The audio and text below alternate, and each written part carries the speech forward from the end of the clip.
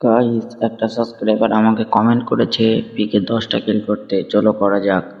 প্রথমেই নেমে একটাকে ডাউন করে দিলাম, তারপর ফিনিশ করতে গিয়ে এদিক থেকে আর একটা রাশ করছিল, ওকে ডাউন করে দিলাম।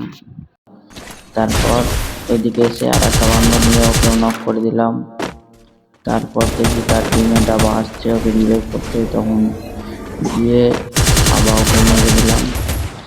মারার পর এদিকে থেকে কিছু এনিমি ফাইট করছে, এখান থেকেও মেরে দিলাম ওকেও।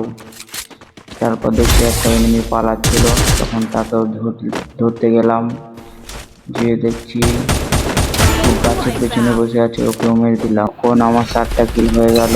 তারপর বাকি 3টা তারপরের ভিডিওতে করলে হবে না।